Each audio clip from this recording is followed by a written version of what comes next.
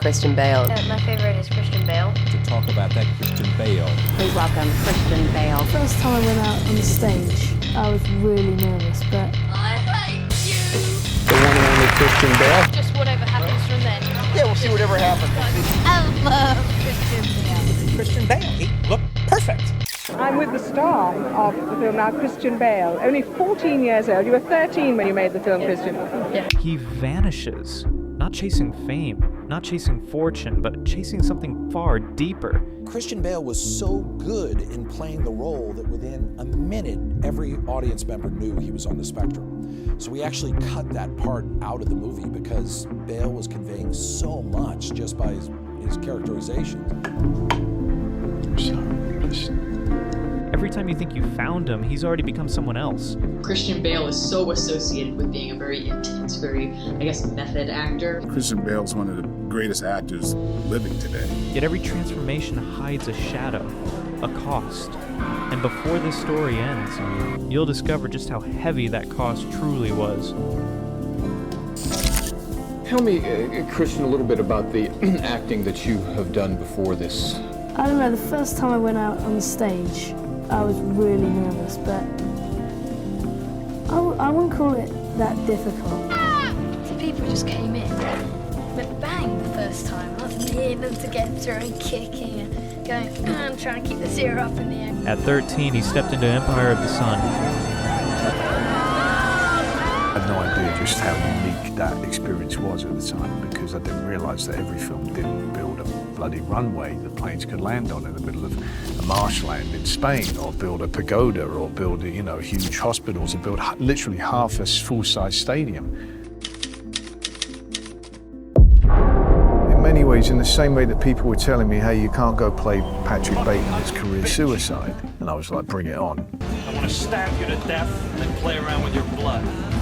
I say that Leonardo DiCaprio was a great actor, and sure, it was an interesting idea, but they always cut me off and say, well, I think Christian Bale is the ideal Patrick Bateman. You get calls from people saying, forget it, do not do this, it is not good for you, forget it. I had an awful lot of calls saying it was going to be suicide. I think because a lot of people would talk about Anthony Perkins in Psycho and say, once you play a villain like that, you never get to play anything else because you're stuck in everyone's imagination as that person. But Bateman is not I could never really view him just as a villain. Pure and simple, because he's so ridiculous, He's not your ordinary kind of Hannibal Lecter villain because you laugh at him, never with him at all. So I was never really concerned until I didn't take any of his career suicide threats seriously. In fact, it sort of was exciting. That first vanishing act laid the groundwork for what came next. How much weight did you lose for the Machinist? I haven't slept in a year. They say the guy in this photo doesn't exist. 63 pounds. A transformation that fractured more than his body. For the Machinist, Bale shed 60 pounds, a body refusing to exist. Oh! Fucking creep. Psychopath. Fucking psychopath. He disappeared physically and nearly mentally. He was down to almost nothing. He was dying. He was eating a can of tuna and an apple a day. I have to do the part justice, and it's essential that the guy be incredibly gaunt. Denying yourself food really kind of puts you in a bizarre mental state, and that's exactly where I'm going to be. So it's actually been very helpful for my performance. The last film I saw, he was this skinny little guy, like a prisoner or something somewhere. And on the first day of Batman, in walked Arnold Schwarzenegger, and I thought, how the hell did he do that? Take on this superhero story, and he's a superhero who has no superpowers. He's the most human of all the superheroes. He is just a man with incredible self-discipline and dedication. I'm being amazed that he had never been portrayed in that way before, because to me that was just by far the most interesting portrayal and depiction I've that you hadn't seen before.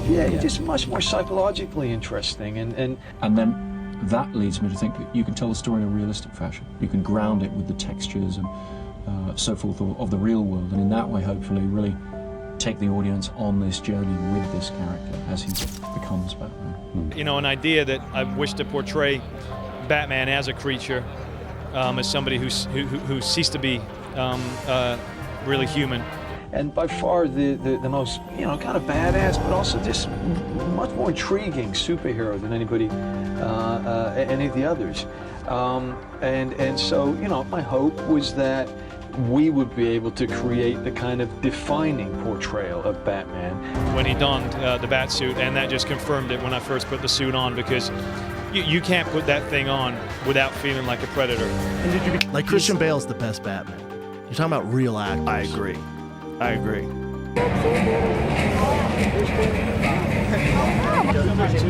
As The Dark Knight conquered theaters, his private life unraveled.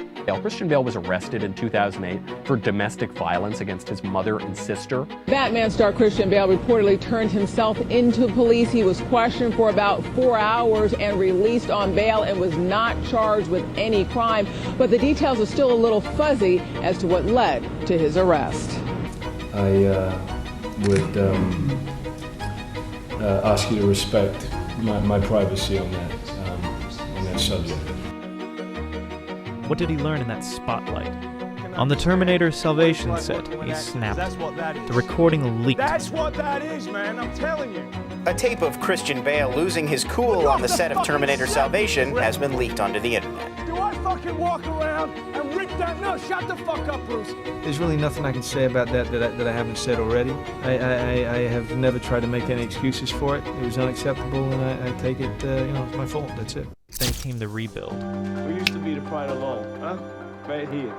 Who's the Pride of Law now? Right there. With Christian Bale, who's star of the new movie The Fighter. Christian, in this movie, the character of Dickie actually really exists. And Dickie was great, I didn't know, he's a volatile character, he's a funny character as hell, he's just a wonderful guy. As an outsider, you would view as dark. Dickie was always buoyant, Dickie always had this lightness about him, this complete obliviousness to the kind of the reality of his situation, he loved people and he loved the distractions that you would come across.